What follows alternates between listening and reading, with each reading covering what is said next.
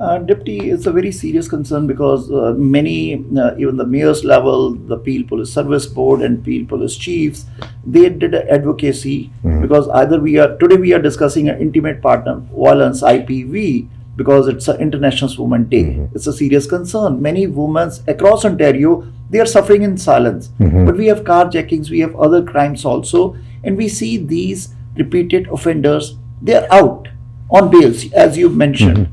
So why that advocacy is not working at any level, provincial or federal, because there is a blame game between both the levels, that roller coaster, many times we ask that in press conferences, why they are not acting? Because a single life lost or single life suffer is too many. Completely agree with you. One life ruined or lost, way too many, especially when it's predictable and preventable. And it's one of the reasons why we've been so strong here in Peel on the advocacy. And you mentioned, I'm going to share some good news with you. So an issue for our community for, I'm trying to remember the first auto theft summit we held, but auto theft continues to be a concern for our community.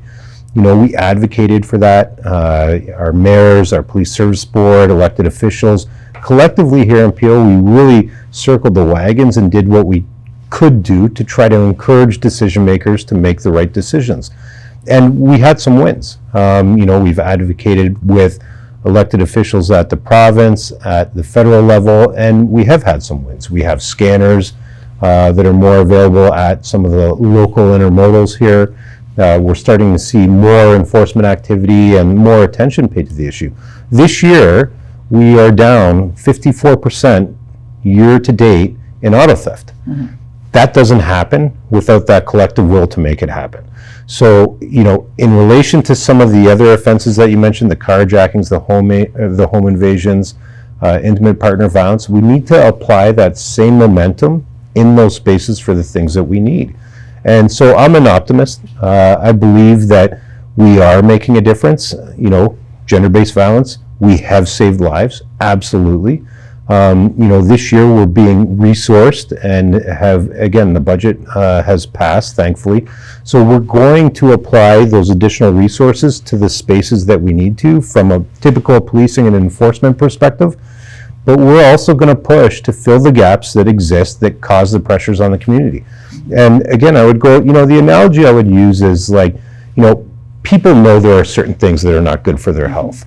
Whether it be diet, smoke, all those things. They understand that there's things that they do, if they do them, could result in a health condition. We don't know what the health condition could be. It's very similar in the area of public safety. You know, prevalence of illegal firearms is going to result in an escalation of violence, and that violence could be robberies, could be jewelry store robberies, home invasions, carjackings, that type of thing. So we need to address that as an issue. Violent people who have demonstrated a long history of violence against our community are going to do that again. Recidivism rates in certain offenses are high. It's a small percentage of people that are willing to do the crimes that we're seeing, and they continue them over and over again. So we have to ask ourselves, how do we break that cycle? Good news is we do have a voice. We are advocating and sharing what we think those issues are with the right people. But if you ask me, you know, is there more work to be done? Absolutely.